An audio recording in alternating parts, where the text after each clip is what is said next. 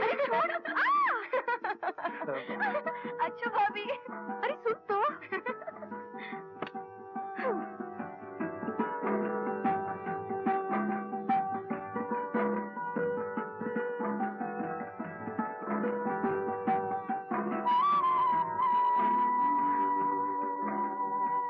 इतनी देर किधर थी? क्रिकेट मैच देख रही थी? माँ के पास थी। अरे ये रात माँ जी के पास नहीं, मियाँ जी के पास गुजारने की है। मेरी माँ ने कहा था पहले सासू माँ को सुलाना, फिर खुद जाके सोना। बस सही बताया था, और कुछ नहीं बताया तुझे? नहीं। नहीं? अरे ये नहीं बताया कि जाते ही अपने पति के सीने से लग जाना है? अरे यार, आज हमारी सुहाग रात है। हाँ। तो? अब तो का तो इस दुनिया में कोई जवाब नहीं। सुहाग रात वो होती है जो पति पत्नी के जीवन में सिर्फ एक बार आती है, समझी कि नहीं? लंगड़ी खेलना मालूम है? रस्सी कूदना मालूम है? हाँ। नाचना गाना मालूम है? हाँ। लेकिन सुहाग रात क्या होती है ये नहीं मालूम हो। ढपले की पगली, आज की रात पति पत्नी का मिलन होता है, एक दूसरे से मिलकर एक हो जाते हैं। वो कैसे? वो कैसे? वो ऐसे। फिर वही हरकत। 50 बार मैंने कहा तुमसे ऐसी हरकत मत किया करो। अरे बाबा, मैं तुम्हें बता रहा था कि पति पत्नी एक दूसरे से मिलकर एक कैसे होते हैं। तो फिर मुंह से बताओ ना, हाथ लगाने की क्या जरूरत है? अरे कैसी खामड़ लड़की है ये। अरे मुंह से बताने की बात नहीं है ये। अच्छा? हाँ। तो फिर कैसे बताने की बात है? ऐसे चिपक के जाओ, मुझे नहीं मिलकर एक होना। तुम्हारे बाबा का राज है, ऐसे कैसे एक नहीं होना? इतना पैसा खर्चा किया, ढोल ताशा बजाया, हजारों लोगों को खाना खिलाया, सिर्फ एक होने के लिए, और तुम इनकार कर रही हो? वाह जी वाह, कोई जबरदस्ती है क्या? हाँ हाँ, जबरदस्ती है, बिल्कुल जबरदस्ती है। वो इसलिए कि मैं तुम्हारा पति हूँ। तो कर लो जबरदस्ती, मैं भी जोर जोर से चिल्लाऊंगी, सारा घर यहाँ इकट्ठा कर लूंगी। हाँ। चिल्लाओ, जोर जोर से चिल्लाओ, जोर जोर से चिल्लाओ, क्योंकि यहाँ कोई नहीं आने वाला तुम्हारी मदद के लिए, क्योंकि आज की रात तुम्हारी आवाज सुनकर कोई नहीं आएगा, क्योंकि आज हमारी रात है। देखो मैं सचमुच चिल्ला दूंगी। देखो मैं कह देती हूँ। चुप चुप करती है, चुप। मैं तो मजाक कर रहा था। अच्छा जा, छोड़ दिया, जा सो जा, लगो कभी नहीं आऊंगा तेरे पास। कटी।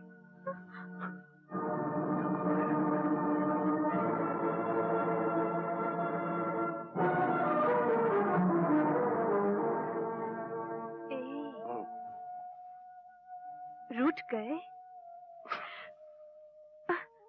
अच्छा बाबा माफ करो, अब मैं बिल्कुल नहीं चिल्लाऊंगी। बताओ ना, दोनों मिलकर एक कैसे होते हैं? बताओ ना, अब कसम से मैं कुछ नहीं कहूंगी। तेरी कसम, तेरी डफली की कसम।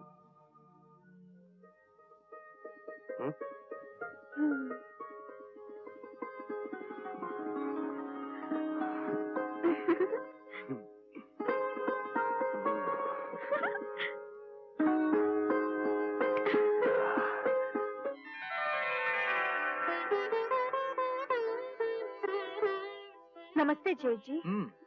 चाय पीती रहो। नमस्ते बड़ी जी। राहुल बेटे, ओ राहुल बेटे, अभी तक उठे नहीं? चलो जल्दी से मुंह हाथ धो लो, रसों में तुम्हारे लिए दूध रखा है। चलो उठो।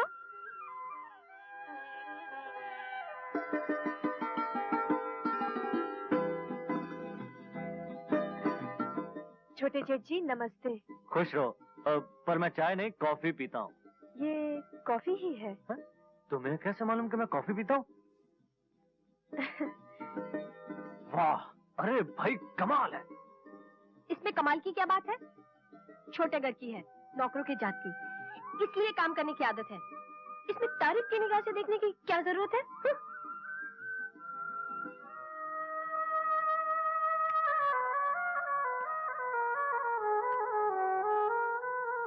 माँ जी उठिए। क्या मतलब?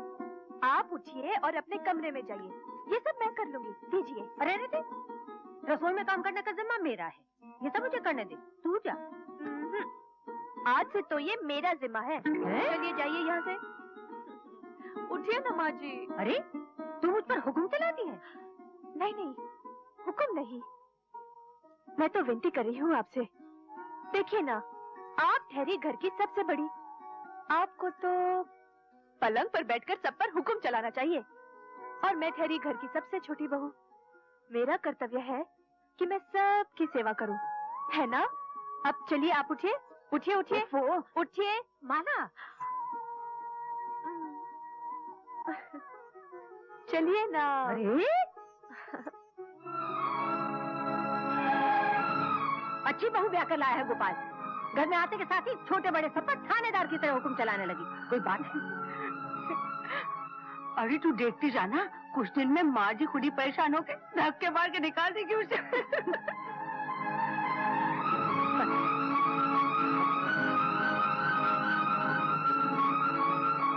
कमाल है, अजीब लड़की है। ऐसी लड़की तो पहले कभी नहीं देखी। क्यों, क्या हुआ? क्यों अकेली बड़बड़ा रही हो? विश्वास नहीं आ रहा, इसीलिए बड़बड़ा रही हूँ। किस बात पे विश्वास नहीं आ रहा? ये कैसी बहू ले आए हैं आप? इससे पहले इस घर में 3 बहुएं आई, लेकिन लगता है ये तो आसमान से उतर के आई है। क्यों, क्या हुआ? कोई बात कह दी उसने? मुझसे बात क्या कहेगी? कुछ काम ही नहीं करने देती। सब्जी काटने लगी तो हाथ से छीन ली, चाय बनाने लगी तो बनाने नहीं दी। पहली बार पता चला कि बहू क्या होती है। अच्छा, जरा हम भी सुने, बहू क्या होती है? बहू अगर चाहे तो घर को स्वर्ग बना सकती है, और चाहे तो नर्क। ये माला तो अच्छाइयों प्यार के मोतियों की बनी माला है। तुम सच कह रही हो। ऐसा लगता है कि हमने पिछले जन्म में जरूर कुछ पुण्य किए होंगे, जिसके बदले में भगवान ने हमें माला जैसी बहू भेज दी है। बिल्कुल। घर की सारी काया को बदल के रख दिया उसने। बस अब एक ही चिंता है। क्या? पुष्पा के हाथ पीले हो जाए, उसका ब्याह हो जाए, हमारी सारी जिम्मेदारियां पूरी हो जाएंगी। बहू के शुभ कदम घर में पड़े हैं तो भगवान हमारी ये जिम्मेदारी भी जल्दी पूरी कर देगा। तेरे मुंह में घी शक्कर। हाँ। बहुत बहुत मुबारक हो दीनदयाल जी। आपको भी मुबारक जवाहर प्रसाद जी। आज से मेरी बेटी आपकी बहू हो गई। आपने जो जो शर्तें रखी हैं मैं स्वीकार करता हूँ, और मैं वादा करता हूँ कि शादी से पहले सारी शर्तें पूरी कर दूंगा। इजाजत। नमस्कार जी, आइए। आओ बेटे। इधर रहो बेटे।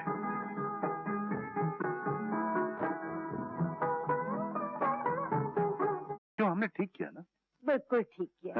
अब सगाई कब होगी? जब तुम कहो, जब तुम कहो। एक ही तो बेटी है मेरी, उसके भी हाथ पीले हो जाएंगे। मैं कन्यादान करूंगा प्रभु। महान है आप।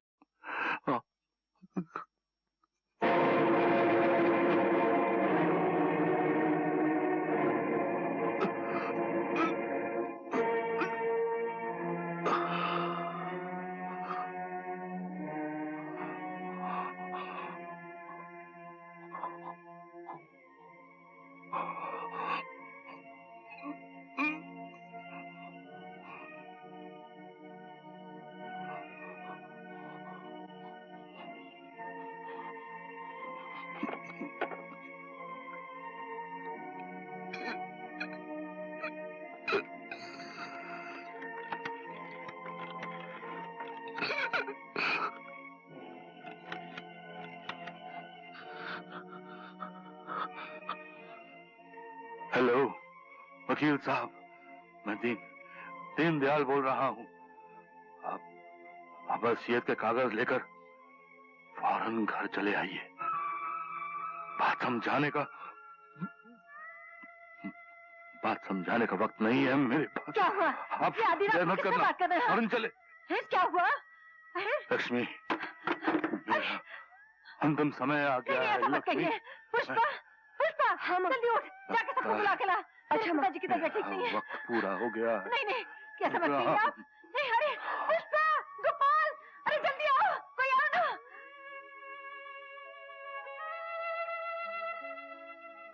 डॉक्टर साहब, इन्हें फौरन हॉस्पिटल में दाखिल करना पड़ेगा।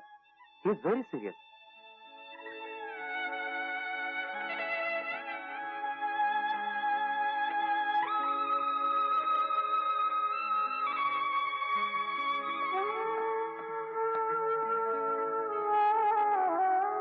क्या बात है? Something serious? या इज वेरी सीरियस। वकील साहब कागज ले आए? जी, आपके कहने के मुताबिक इस वसीयत में चारों बेटों के 4 बराबर के हिस्से लिख दिए हैं। बाबूजी इसकी क्या जरूरत थी? जरूरत है बेटे, वक्त का कोई भरोसा नहीं। और फिर ये वो काम है जो मुझे बहुत पहले कर लेना चाहिए था। लीजिए वकील साहब, मैंने साइन कर दिया। जी।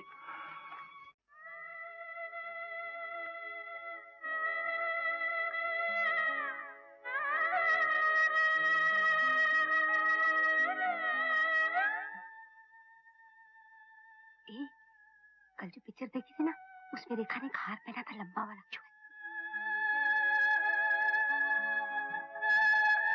डॉक्टर साहब जी, कोई चिंता की बात तो नहीं है ना? देखिए, जब तक उनकी डायबिटीज कंट्रोल में नहीं आ जाती, ऑपरेशन नहीं हो जाता, तब तक कुछ कहा नहीं जा सकता। आपके ख्याल में ऑपरेशन कब तक होगा? मेरा ख्याल है कल सुबह तक हो जाना चाहिए। ओके?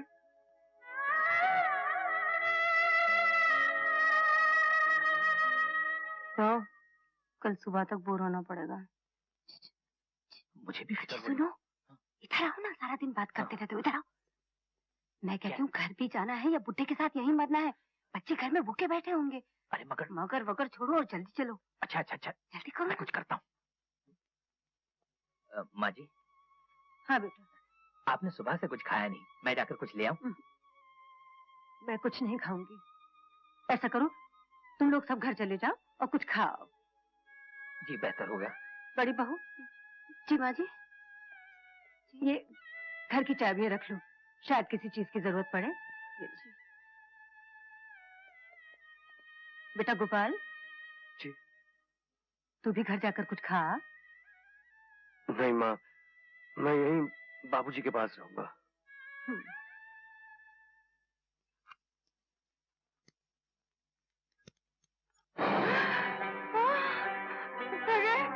इधर तो जलवा ही जलवा है भाई। तेवर देखकर तो मेरे मुंह में पानी आ गया। जिस चीज को देखकर मुंह में पानी आए उसे फौरन खा लेनी चाहिए। क्या मतलब?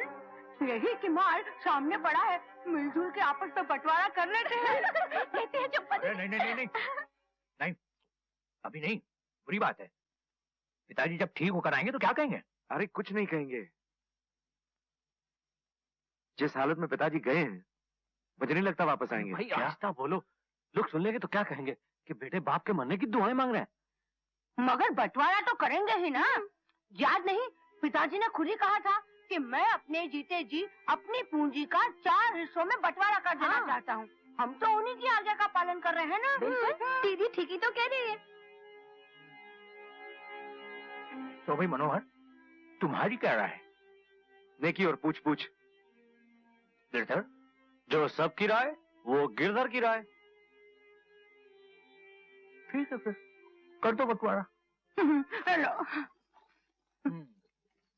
ठीक है, फिर इसको 4 हिस्सों में बांट लेते हैं। अजी 4 हिस्सों में क्यों? हम तीनों आपस में बांट लेते हैं ना। हाँ। क्यों? और गोपाल का हिस्सा?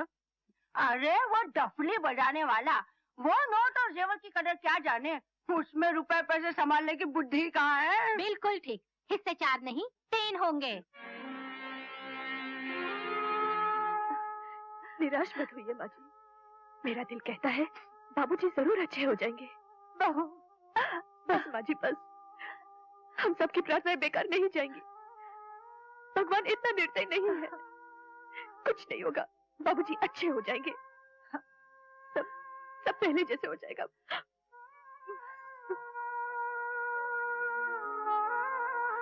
डॉक्टर साहब, थैंक गॉड।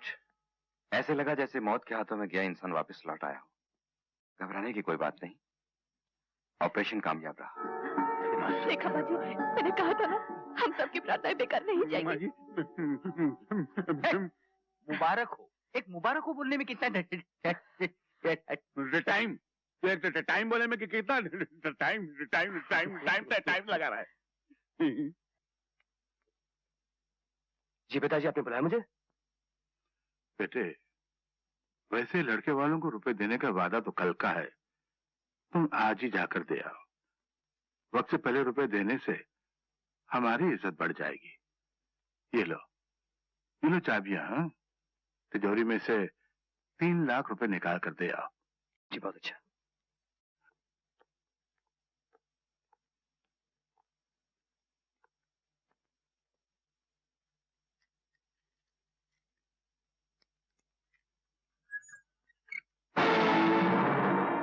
पिताजी, पिताजी इसमें कुछ भी नहीं है। क्या? तिजोरी के रुपए, गहने, सब कहाँ गए? मुरली, मनोहर, किधर?